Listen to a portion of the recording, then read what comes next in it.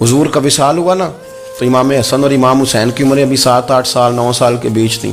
تو حضرت مولا علی شیر خدا رضی اللہ تعالیٰ عنہ کے ساتھ امام حسن آئے مسجد میں. تو ممبر پہ بیٹھے ہوئے دیکھا حضرت ابوبکر صدیق کو, تو کہنے لگے نیچے اترنا, میرے نانا کا ممبر ہے.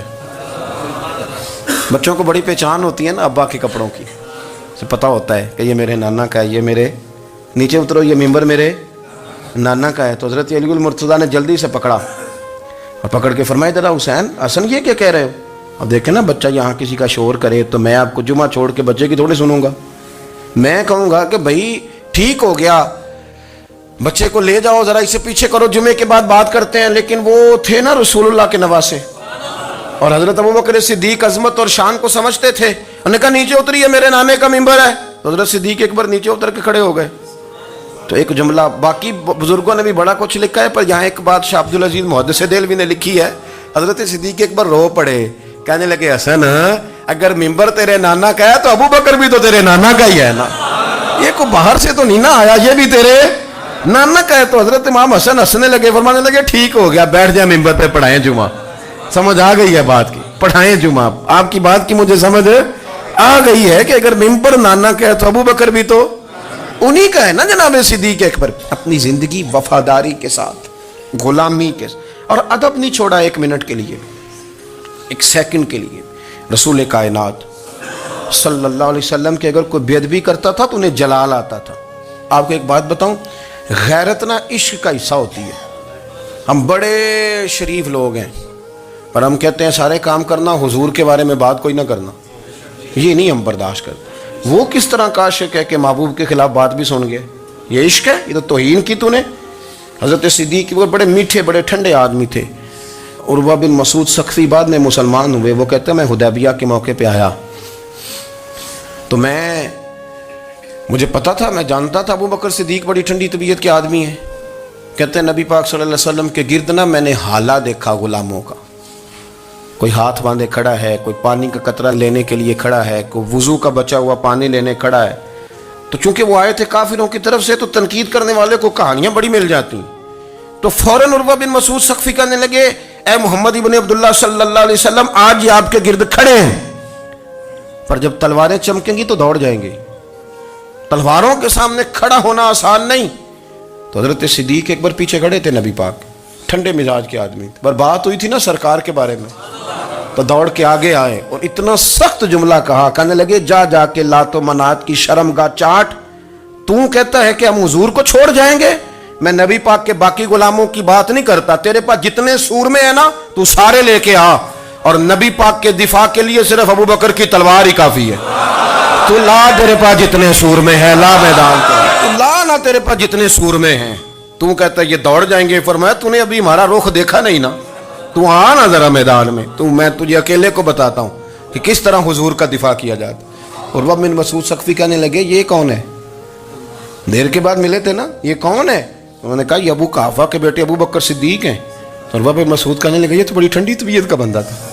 انہوں نے کہا ٹھنڈا ہی ہے, ہم شریف بڑے ہیں پر حضور کے غلاموں کے لیے, اور اگر آئے کوئی شریر, اگر کوئی آئے تو چلو کسی درویش دی گل کر لینے. وہ کہتے ہیں اٹ سٹ تے پکھڑا کوار گندل, پھر اسی اور بھی بوٹیاں جاننے ہیں, پھر ہمیں سارا پتا ہے, پھر ہمیں نا سارے طریقے, اٹ سٹ تے پکھڑا پھر اسی اور بھی بوٹیاں جاننے ہیں, پھر نہ ہم کر لیں گے حل, ہمیں وہ حل کرنا بھی آتا ہے.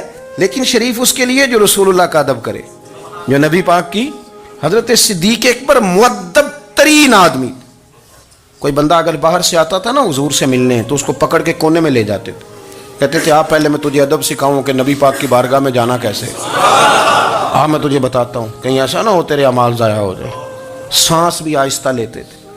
مسجد کی صفائی کرنا, ڈیوٹی کرنا, خدمت کرنا, سارا کچھ کرنا, پر بیٹھتے سب سے پیچھے ہو کے تھے, سب سے پیچھے ہو کے. یہ بھی ان کا یہ اعزاز تھا, پیچھے ہٹ کے بیٹھنا. کوئی ایسا کام نہ کرنا جس سے لوگوں کو پتہ چلے کہ نہیں نمبر میرا ہے. پیچھے ہٹ کے بیٹھنا, پیچھے پیچھے رہنا. اپنے وہ شہرت سے بچنے والا پیچھے پیچھے رہتا ہے اور جی چاہتا ہے ساری غزلیں اس ظالم کے نام کرے. کچھ لوگ ہوتے ہیں نا وہ پیچھے پیچھے ہوتے ہیں, کہتے ہیں نہیں میں نہیں جی, ایسا تو ہے ہی کچھ نہیں. میرے رسول کریم علیہ السلام کا ادب کرنا. ہم نے نا ساری زندگی سنا ہے کہ الامر فوق الادب, کہ جب حکم آ جائے تو پھر حکم ماننا ہے، ادب. اور اس بات پہ ہمارے طالب علم بڑے پکے ہیں. مرید آج کل کے اس مسئلے میں بڑے کہتے ہیں صاحب نے خود کہا ہے کہ خیر صلاح ہے. انہوں نے خود کئی دفعہ کہا ہے جی تسی بڑے سیانے ہو، تانوں مطلب دی گل دی سمجھ جلدی لگتی ہے. انہوں نے خود کہا ہے کہ ٹائم ہو تو آیا کرو. یہ کب انہوں نے کہا ہے کہ مجبوری ہے روز ہی آنا؟ یہ انہوں نے کب کہا؟ ان کو بھی تو پتہ ہے نا مجبور ہے. تو آپ کو بھی تو پتہ ہے نا کہ ان کا آپ سے پیار ہے. آپ اس پر بھی تو تھوڑا غور کریں نا. لیکن ہم مرضی کا وہ ایک آدھ فکرہ نا، مرضی کا. وہ ایک طالب علم یہاں سے گیا تو میرا دل نہیں تھا جائے، تو وہ کہنے لگا جی مجھے حضرت صاحب نے خود کہا ہے، حضرت صاحب نے خود کہا. میں پوچھ کے آیا ہوں. تو جو ہمارے کچھ سنگی تھے بیچ میں پیار والے، وہ کہنے لگے وہ آندہ میں پوچھ کے آیا. میں کیا آندہ وہ بھی ٹھیک ہی ہے. تو انہوں ساکھیا سی میں جاواں تو میں انہوں کی آندہ. میری بات کی سمجھ آئی ہے نا جی. جب ارادہ ہوا تو پھر ابے کو منا کے بھی آ گئے. جب ارادہ ہوا تو ابا جی کو میں نے جانا ہے بزرگوں کے پاس ملنے جانا ہے. اور جب ارادہ نہ ہوا تو کہنے لگے حضرت صاحب نے خود فرمایا ہے کہ ابا راضی ہوگا تو اللہ راضی ہوگا. چھٹی مرضی کا ہے نا مزاج، تو مرضی کی کہانی. تو میں الحمدللہ مجھے تھوڑا سا پتہ ہے، ویسے بھی اپنے بال بچے کا پتہ ہوتا ہے. ہیں جی کی آندے نے پیداندی کے جیندے سال ہی ویکھی دے نے. مجھے بھی پتہ ہوتا ہے کہ آج کہاں کہاں کس کس انداز میں کیا کیا کہانی ہے، کہاں کہاں کیا سٹوری ہے. تو کبھی کبھی یہ سارا پیار ہی ہے، یہ بھی سارا اس میں بھی پیار ہی ہے. پتہ چل جاتا ہے کہ کل کہاں سے بات کر رہا تھا اور آج بات کہاں کر رہا ہے. یہ اپنا اپنا مزاج ہوتا ہے نا، اپنی طبیعت کے مطابق چلنا ہے. سنا یہی ہے کہ الامر فوق الادب، کہ جب حکم مل جائے تو پھر ادب نہیں کرنا، پھر حکم پہ. پر حضرت صدیق اکبر نے نرالا ہی کام کیا. حضور سید عالم صلی اللہ علیہ وسلم ایک صلح کرانے گئے، فرمایا میں دیر سے آیا تو جماعت کرا لینا. عصر کی نماز کا وقت ہو گیا، سیدنا بلال حبشی نے اقامت پڑھ دی، صدیق اکبر مصلی پہ کھڑے ہو گئے. اتنی دیر میں حضور بھی آ گئے. نماز میں لقمہ وہ دے گا جو نماز میں شامل ہو. ٹوٹیوں پہ کھڑا بندہ لقمہ نہیں دے گا، پہلے وہ آ کے اللہ اکبر کہے شامل ہو پھر لقمہ دے. حضور آئے، صحابہ نے ہاتھوں پہ ہاتھ مارنے شروع کیے، اطلاع کر رہے ہیں کہ لوگوں حضور آ گئے.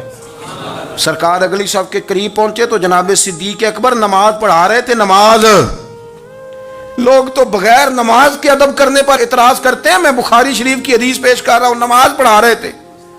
انہیں پتہ چل گیا نا حضور آئے ہیں، تو ایک قدم نماز سے پیچھے ہٹا لیا. نماز پڑھا کہ میں تے ول ویکھاں، او مینوں کعبہ بھول گیا آئی.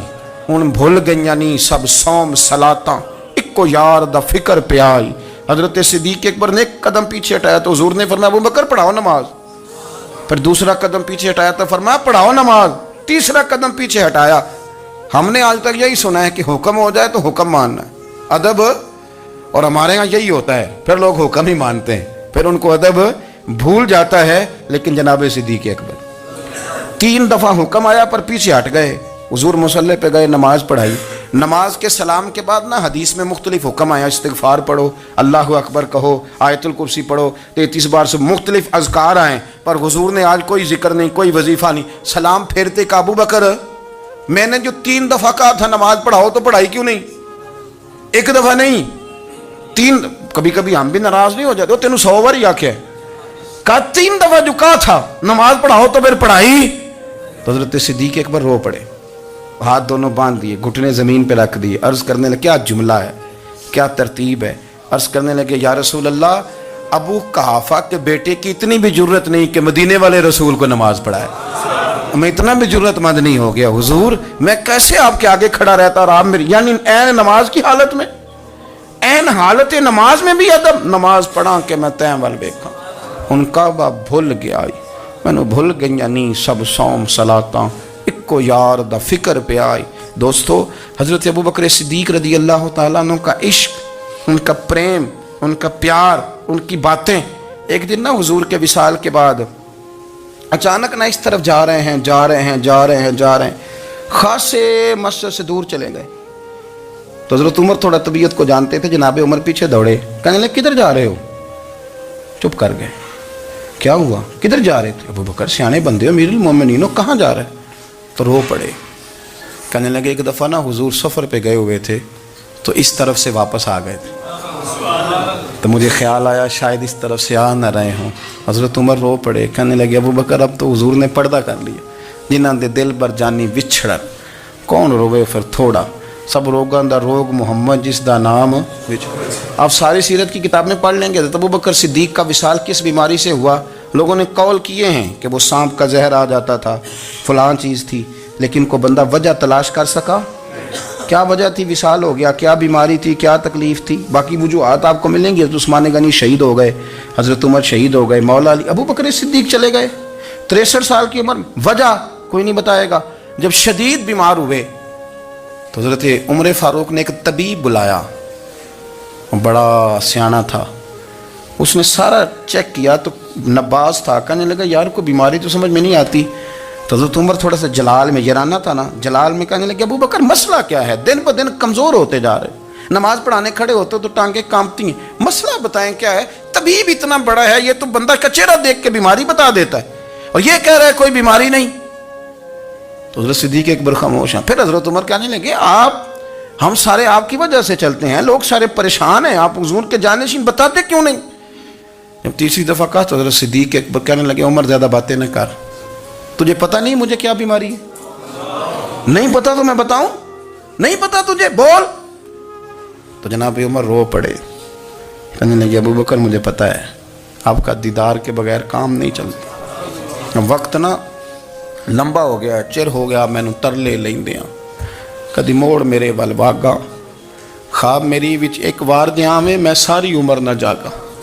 مجھے پتہ ہے آپ کے مرض کا، پر ابو بکر امت کو ضرورت بھی تو ہے نا. تو حضرت صدیق اکبر کہنے لگے بس ہو گئی ہے، اب میری وصیت یاد رکھنا، جب میں دنیا سے جاؤں تو اٹھا کے میرا جنازہ قبر رسول پہ لے جانا، اور پہلے پوچھ لینا کہ ابو بکر حاضر ہے، اجازت ہو تو مجھے دفن کر دینا، ورنہ جنت البقیع میں. تو لوگ کہتے ہیں ابھی جنازہ ہی رکھا ہی تھا کہ دروازہ اندر سے خود بخود کھل گیا اور آواز آئی اب دیر نہ کرو، محبوب کو محبوب کے ساتھ ملا دو. پانی پر نہ سہیلیاں رنگا رنگ کڑے، اسی پریا اس دا جانی ہے جس دا. میں نے شروع میں ایک بات کی تھی کہ اپنی خواہشات کو نا حضور کا غلام بنا دیں، سوچیں سمجھیں کہیں وہ لفظ جو مدینے والے رسول کو پسند ہیں، پھر دیکھنا مسلمان ہونے کا مزہ آئے گا، پھر ذائقہ نصیب ہوگا. اللہ ان کے درجات بلند فرمائے. آخر دعوانا